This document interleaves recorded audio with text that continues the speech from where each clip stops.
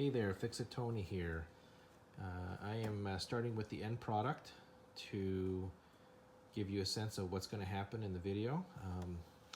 This is a new mirror housing that I installed on this car, on my 1994 C280 W202 chassis. I had a lot of difficulty getting this on.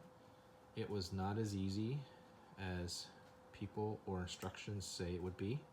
First and foremost, there are probably a half a dozen different mirror housings for the C280 between 1994 and 95 and even 96.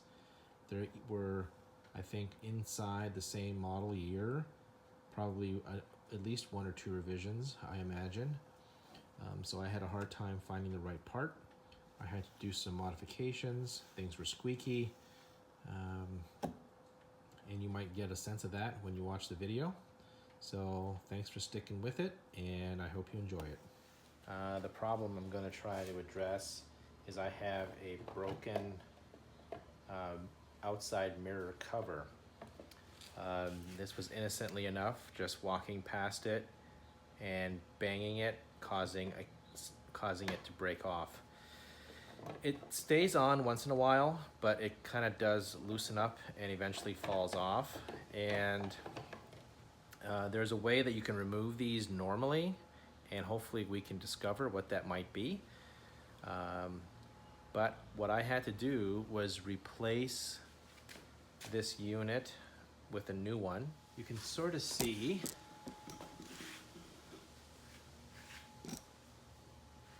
that this unit has to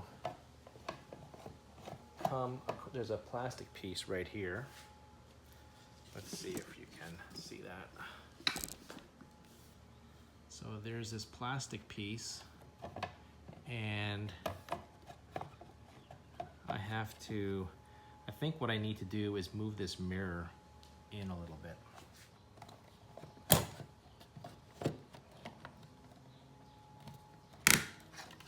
Just like that. So let me show you what's broken inside. So right here, you'll see that there's these fins. These fins are supposed to have a 90-degree turn, and I'll show you what that's supposed to do. And on the inside here, there's also a piece missing, and that piece had some retaining clips. Let me compare the old versus the new. Okay, we're back inside in the comfort of a warm home. This is the original housing. It had some chips, and I had it sort of touched up and painted. There's some bug juice that I never washed off. But this got bumped into, and what broke was this retaining receptacle right here. Remember that tab at the very outermost end of the mirror? Well, it's got to fit in underneath something. So let's take a new mirror housing to kind of illustrate. So you can see that there's this housing right here that receives that flat sort of fin. Well, that broke off here, and that's what keeps this, that's what results in this mirror falling off. The other thing that happened was this is the original, this here cracked, and I used epoxy, and it actually has worked really well to help keep this from spreading open. The other retaining clip, so you know those two little fin things that I was pushing in with my fingers? Well, those two things engage these little flat sections right there. So on the new one, you can see sort of what it looks like right here and right here. So I went online, I even looked at my software system and found the part number. And I ordered a Mercedes original. This was the part number. I've come to learn that there are many different versions available, and that finding the exact one is quite a challenge. So this was my replacement. One thing that I really did learn from all this is don't go and have your mirror housing or any of your plastic parts painted before you know they fit. I made a mistake by having this painted, thinking it was going to fit, but it never actually did end up fitting. This piece in various dimensions just wasn't working, and I wasn't sure why. Then I started to take the original and sort of just eyeballing it, and I was starting to see differences. There's sort of a angle here. This looks thicker here compared to here. The profile, let me take a look at the profile. The profile of the new one, you can see how there's a little flare, and in the old one there wasn't, it was square. And there's this groove that goes all the way through, and it actually goes all the way through, and you can see the notch there, and likewise here. But on the replacement part, there really is no groove. There's a groove right here, but you can see it terminates right here. It doesn't go all the way through. So clearly I had a different part. The other challenge, so then I decided, well, I'm going to go back online and try to relocate a different part and really look at the picture to see if I could do some, deduce whether or not this is different. This one came from somewhere in the United States. This one came from England or Germany. I'm not exactly sure. I can probably find out on the box, maybe. Hagas, Secherfar, and I think actually this one came from Germany. It started to look a little better, right? So when I'm looking at this, gee, this looks kind of the same. And as I look down the edge here, this notch looked the same. This profile looked the same. See how that sort of looks the same, right? So the next thing I needed to do, so I wasn't sure if this one really would fit. So here's what I did, and you're sort of, this is sort of after the fact.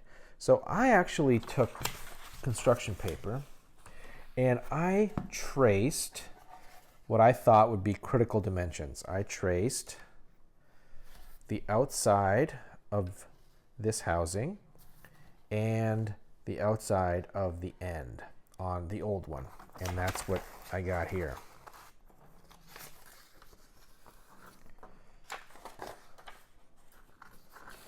That's the driver's side. Okay, so that's kind of what I did. I did the same thing with the one that I think is the best fitting. I also did it for the one that's not so good. And here it is here. Okay, so what I first did was I thought, okay, just to know whether or not this is equal, that's why I picked different colors, is I wanted to see how accurate my tracing was. And it looks as though, you know, assuming the thickness of my pencil and the hand cutting error, that this was looking pretty good.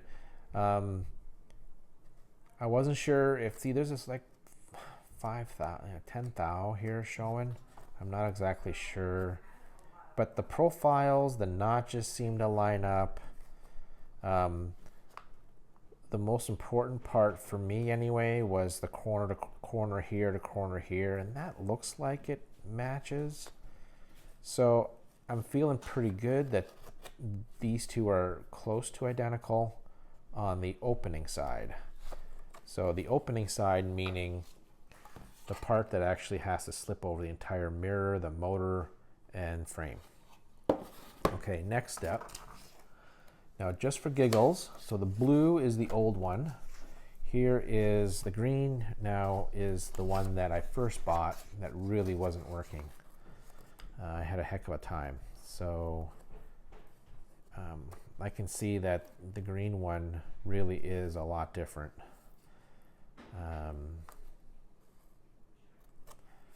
bigger, longer, and I think that's when it was causing fitment problems. So clearly, I think the green one was no good. So now look how much different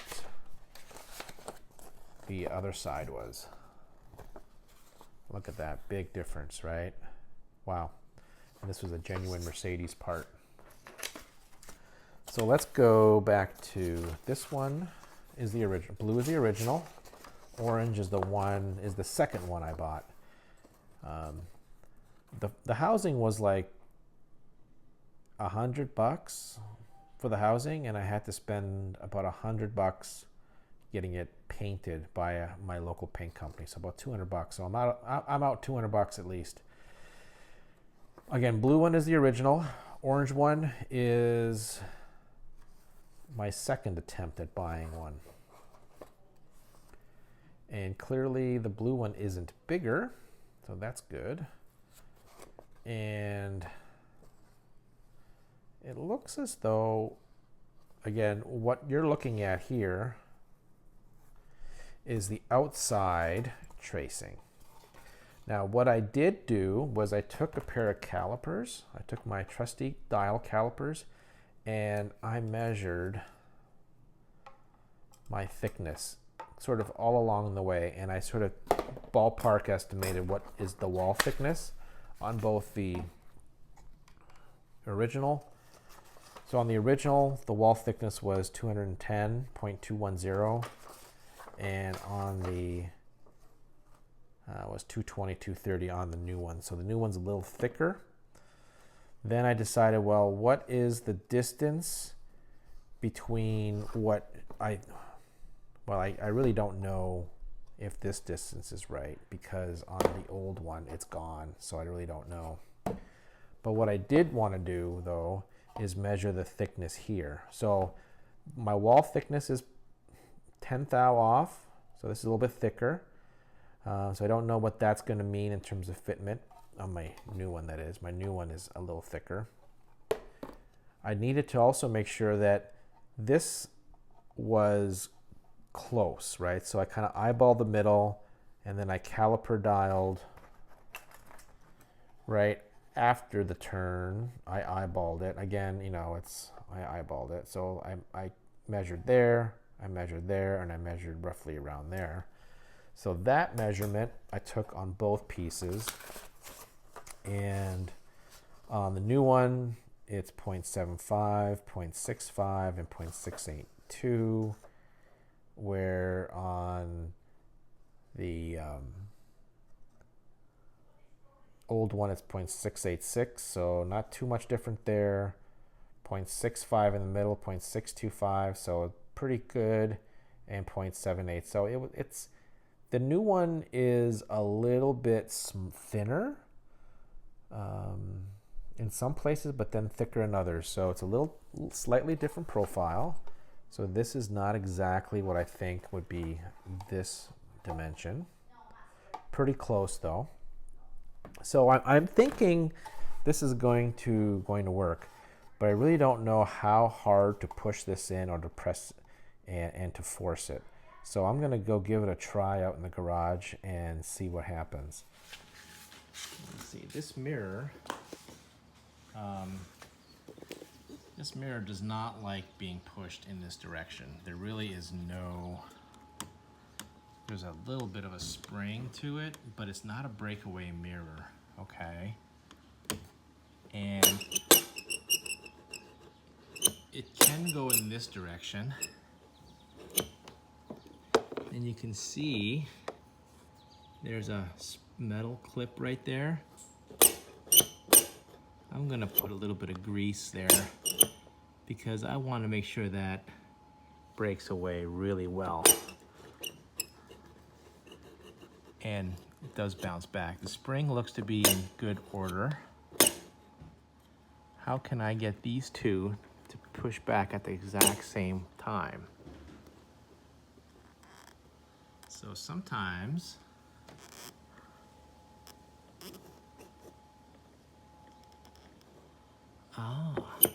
so I don't know if you can see that, but let me see if I can get in there.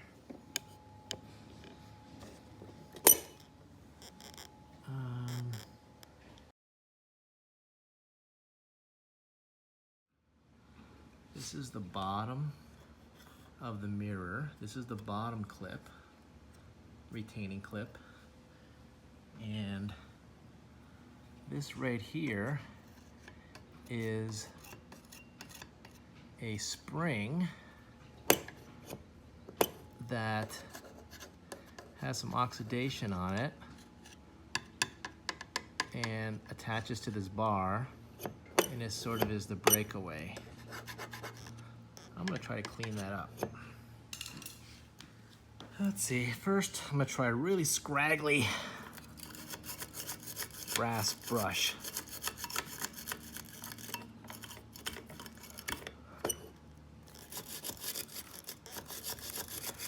Try to scratch away some of that oxidation on that stain. It looks like stainless steel.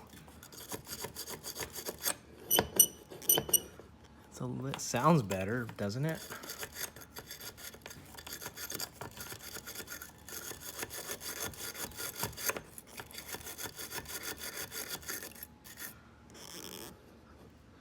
I'll have to, it looks like it's pivoting on some pivot points right there, top and bottom. I'm gonna try something with that as well. I don't think I wanna have any grease that's petroleum based. So instead, I'm gonna try to use this synthetic grease. First thing I'm gonna do is fill this up with grease. So the idea is, I want this mirror to break away more easily than the plastic housing, right?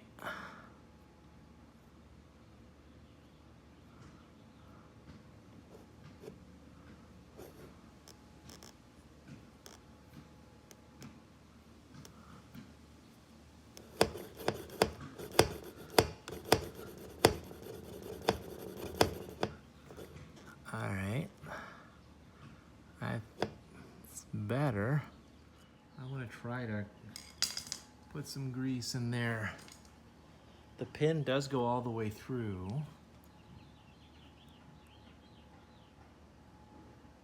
So maybe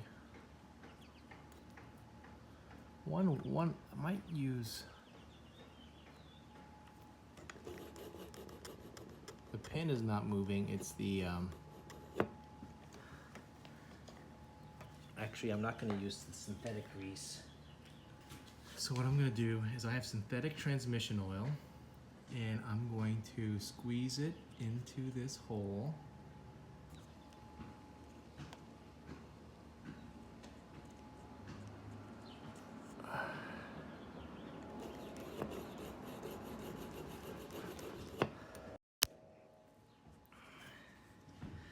The other place where the hinge is right here. So that's the top part of the pin, and I'm going to, that's the top part of the pin, so I'm going to put some transmission oil right there, and I'm going to let it drain down right there. And then I work it, and it's already a lot better. You can sort of see how the pooling of the oil, went away. I can add more, and it's going to work its way down in between. This also is going to get oil. It's really dry.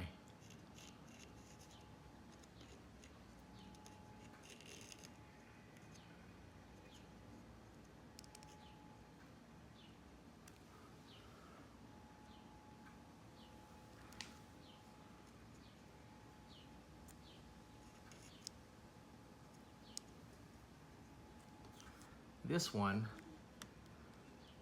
helps to break away this way, you see? And then this one breaks this way away. So we wanna make sure that's lubricated and well.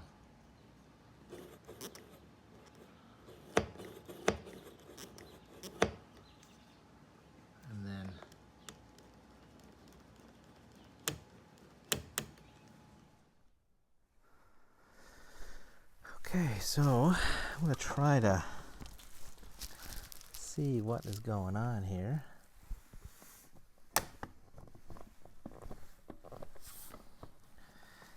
I cleared the mirror.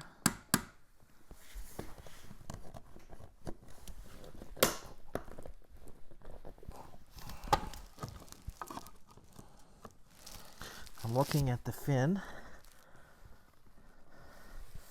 and that's engaging.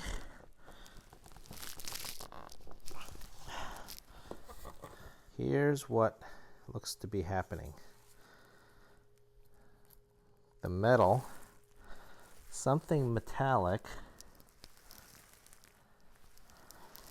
is catching and scraping the heck out of this bottom fin. Here we go. Here's what the problem is. This slope is maybe too high, and it's starting to dig. Something's digging in right there. What I think is happening as I'm sliding across, this part right here is hitting and starting to peel that off. So my mirror housing has to go down enough to clear that. See, this has to pinch in, but I'm noticing this goes down a little bit, and I think this sometimes gets stuck up here. This sometimes rides up here, and you can see how sometimes if you're jamming it up here, it can get stuck and rub. All right, so what I'm gonna do is grind that corner down a little bit.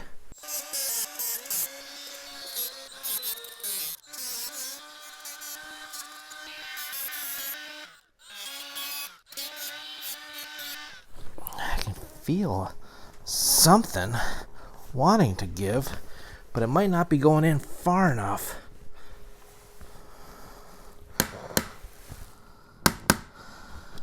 My mirror is cleared. Tells me it's not falling in behind here. These tabs, they're not moving as nice as I want them to be. You can sort of see it's hitting on the bottom, and it's got to lower. It's got to go in lower. See that? I have to raise this mirror up.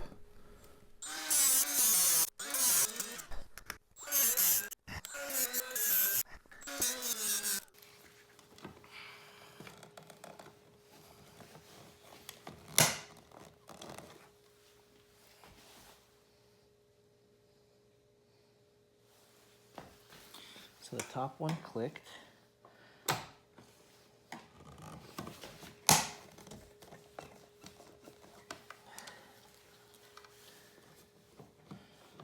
Bottom one's not in.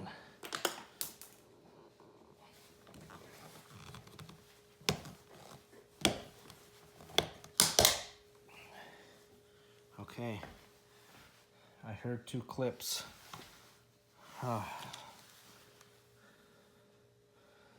This is never gonna come out again. I had to put this bolt in just so I can increase my leverage. Well, my God, that was the worst job ever, but I think I got it. So here's the test, right? If you're walking past it and you bump it, the mirror stays on. Okay. Dust. And then this way. Okay, I'm gonna call this on. I heard 2 clips. This housing though is a little smaller, darn it. But I had that 10 to 15 thou is enough to do it. And wow, I'm glad it's in. It looks nicer. It's new. It doesn't have the scratches from before like the original did. It is all the way in, and now we don't have to worry about the mirror falling off while driving. So I tested the touch-free first and the high-power vacuum, and the mirror was still stable. Now I'm going to be testing the soft touch. So it's those rotating silicone-like bristles that will spin in both directions. So when I took the car through the car wash using the old mirror housing, it would dislodge it. So I know that these bristles are strong enough to dislodge a broken mirror housing. Here it comes.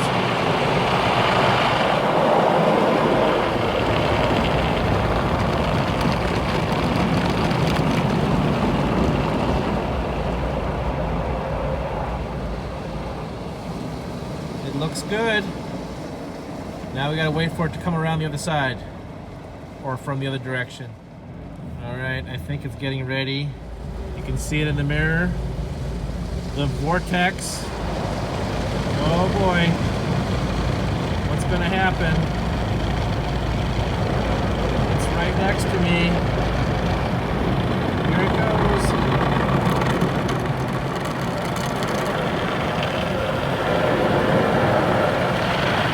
I think it made it.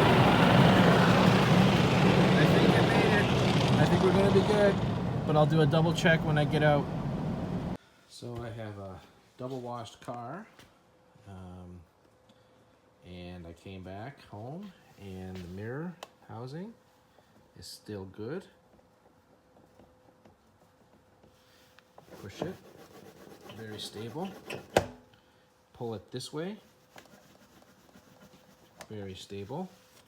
There's still some residual glue that from the tape that I used to hold the old mirror housing in place temporarily. We'll have another video on how to take that off. Now I have something else to do. Cool.